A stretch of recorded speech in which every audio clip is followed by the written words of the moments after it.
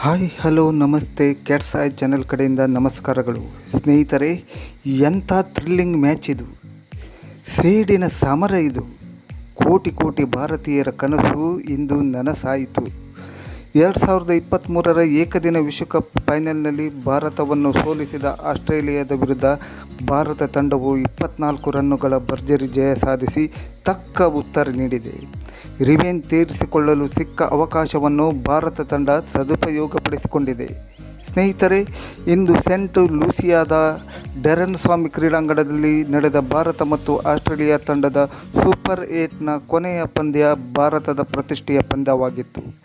Australia ತಂಡವನ್ನು ಭಾರತ ಚಿಂದಿ ಚಿತ್ರಾನ್ನ ಮಾಡಿತು. ಈ ಪಂದ್ಯದಲ್ಲಿ ಟಾಸ್ ಗೆದ್ದು ಆಸ್ಟ್ರೇಲಿಯಾ ಫೀಲ್ಡಿಂಗ್ ಆಯ್ದುಕೊಂಡಿತು. ಬ್ಯಾಟಿಂಗಿಗೆ ಇಳಿದ ಭಾರತ ತಂಡವು ರೋಹಿತರ ಭರ್ಜರಿ ಬ್ಯಾಟಿಂಗ್ ಪ್ರದರ್ಶನದಿಂದ ಅತ್ಯುತ್ತಮ ಆರಂಭ ಕಂಡಿತು. ಆದರೆ ವಿರಾಟ್ ಕೊಹ್ಲಿ ಅವರು ಯಾವುದೇ ರನ್ ಮಾಡದೆ ಔಟಾದರು. ಒಂದು ವೇಳೆ ವಿರಾಟರಿಗೆ ಅವಕಾಶ ಸಿಕ್ಕಿದ್ದರೆ ಭಾರೀ ಆಘಾತಕಾರಿ ಪ್ರದರ್ಶನ ನೋಡಬಹುದಿತ್ತು. ರೋಹಿತ್ ಶರ್ಮಾ ಇಂದು ನಾಯಕನ ಆಟ ಪ್ರದರ್ಶಿಸಿದರು. 41 ಎಸೆತಗಳಲ್ಲಿ 8 ಸಿಕ್ಸ್ 7 ಬೌಂಡರಿ ಮೂಲಕ ಭರ್ಜರಿ 92 ರನ್ ಕಲೆ ಹಾಕಿ ಔಟಾದರು.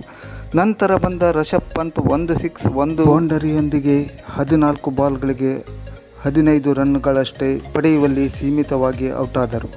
ಸೂರ್ಯಕುಮಾರ್ ಯಾದವ್ ತಮ್ಮ ಭರ್ಜರಿ ಬ್ಯಾಟಿಂಗ್ ಪ್ರದರ್ಶನದೊಂದಿಗೆ 16 ಬಾಲ್ಗೆ 3 ಫೋರ್ 2 ಸಿಕ್ಸ್ನೊಂದಿಗೆ 31 ರನ್ ಗಳಿಸಿ ಪೆವಿಲಿಯನ್ಗೆ ತೆರಳಿದರು.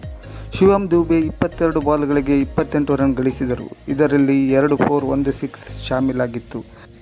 ಹಾರ್ದಿಕ್ ಪಾಂಡೆ ತಮ್ಮ ಅತ್ಯುತ್ತಮ ಪ್ರದರ್ಶನದೊಂದಿಗೆ 17 ಬಾಲ್ಗಳಲ್ಲಿ 1 ಫೋರ್ ಭರ್ಜರಿ 2 ಸಿಕ್ಸ್ನೊಂದಿಗೆ 27 ರನ್ಗಳನ್ನು ಕಲೆ ಹಾಕಿ ಅಜೇಯರಾಗಿ ಉಳಿದರು. ರವೀಂದ್ರ ಜಡೇಜಾ 5 ಬಾಲ್ಗಳಿಗೆ 9 ರನ್ಗಳನ್ನು ಗಳಿಸಿದರು. ಇದರಲ್ಲಿ 1 ಭರ್ಜರಿ ಸಿಕ್ಸ್ ಕೂಡ ಇತ್ತು. ಒಟ್ಟಾರೆ ಭಾರತವು ಅತ್ಯುತ್ತಮ ಪ್ರದರ್ಶನದೊಂದಿಗೆ ನಿಗದಿತ 20 ಓವರ್ಗಳಲ್ಲಿ ಭರ್ಜರಿ 205 ರನ್ಗಳನ್ನು 5 ವಿಕೆಟ್ ಕಳೆದುಕೊಂಡು ಕಲೆ ಹಾಕಿತು. ಭಾರತದ ಭರ್ಜರಿ ಮೊತ್ತವನ್ನು ಬೆನ್ನಟ್ಟಿದ ಆಸ್ಟ್ರೇಲಿಯಾ ತಂಡ ಪ್ರಥಮ ಓವರಿನಲ್ಲಿಯೇ ಹರ್ಷದೀಪ್ ರವರ ಓವರಿನಲ್ಲಿ ಸೂರ್ಯಕುಮಾರ್ ಯಾದವ್ ರವರಿಗೆ ಅತ್ಯುತ್ತಮ ಕ್ಯಾಚ್ ನೀಡುವುದರ ಮೂಲಕ ಪ್ರಥಮ ವಿಕೆಟ್ ಕಳೆದುಕೊಂಡಿತು. ಆದರೆ ಆಸ್ಟ್ರೇಲಿಯಾದ ಟ್ರಾವಿಸ್ ಹೆಡ್ ರವರ ಭರ್ಜರಿ ಬ್ಯಾಟಿಂಗ್ ಭಾರತ ಪರ ಬೌಲರ್ಗಳ ಆಟ ನಡೆಯಲೇ ಇಲ್ಲ. ಸತತ 6 ಮೇಲೆ 6 ಹಾಗೂ ಬೌಂಡರಿ ಹೊಡೆಯುವುದರ ಮೂಲಕ ಪಂದ್ಯ ಭಾರತ ಕೈತಪ್ಪಿ ಹೋಯಿತೇನೋ ಎನ್ನುವಷ್ಟರಲ್ಲಿ ಆಸ್ಟ್ರೇಲಿಯಾ ತಂಡಕ್ಕೆ ಜಯಗಳಿಸಲು 20 ಬಾಲ್ಗಳಿಗೆ 58 ರನ್ ಬೇಕಾದಾಗ ಬೂಮ್ರಾ ರವರ ಬಾಲಿಗೆ ರೋಹಿತ್ ರವರಿಗೆ ಕ್ಯಾಚ್ ನೀಡುವುದರ ಮೂಲಕ ಹೆಡ್ ರವರು ವಿಕೆಟ್ ಒಪ್ಪಿಸಿದರು. ಅಲ್ಲಿಂದ ಪಂದ್ಯದ ಗತಿಯೇ ಬದಲಾಯಿತು. ವಿಜಯಲಕ್ಷ್ಮಿ ಭಾರತದ ಪಾಲಾಯಿತು. ನಂತರ ಬಂದ ಆಸ್ಟ್ರೇಲಿಯಾದ ಯಾವ ಆಟಗಾರರು ಹೆಚ್ಚು ಹೊತ್ತು ನಿಲ್ಲಲೇ ಇಲ್ಲ. ಭಾರತದ ಪರ ಹರ್ಷದೀಪ್ ಸಿಂಗ್ ಭರ್ಜರಿ ಬೌಲಿಂಗ್ ಮಾಡಿ 4 ಓವರ್ 37 ರನ್ ನೀಡಿ 3 ವಿಕೆಟ್ ಕಬಳಿಸಿದರು. Bumrah 4 over 29 run 1 wicket. Akshar Patel 3 over 21 run 1 wicket. Hardik Pandya 4 over 47 run. Kuldeep Yadav 4 over 24 run 2 wicket ಕಬಳಿಸಿದರು.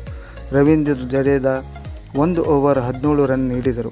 ಒಟ್ಟಾರೆ ಆಸ್ಟ್ರೇಲಿಯಾ ತಂಡ ನಿಗದಿತ 20 ಓವರ್ಗಳಲ್ಲಿ ತನ್ನ 7 ವಿಕೆಟ್ ಕಳೆದುಕೊಂಡು ಕೇವಲ 181 ರನ್ ಗಳಿಸಿ ಸೋಲು ಕಂಡಿತು. ಭಾರತವು ಸೆಮಿಫೈನಲ್ನತ್ತ ದಾಪುಗಾಲು ಇಟ್ಟಿತು. ಸ್ನೇಹಿತರೆ, ಈ ಮಾಹಿತಿ ತಮಗೆ ಇಷ್ಟವಾದಲ್ಲಿ ಈ ಚಾನಲನ್ನು ಸಬ್ಸ್ಕ್ರೈಬ್ ಮಾಡಿ ಹಾಗೂ ಲೈಕ್ ಮಾಡಿ. ಮುಂದಿನ ವಿಡಿಯೋದಲ್ಲಿ ಸಿಗೋಣ. ನಮಸ್ಕಾರಗಳು.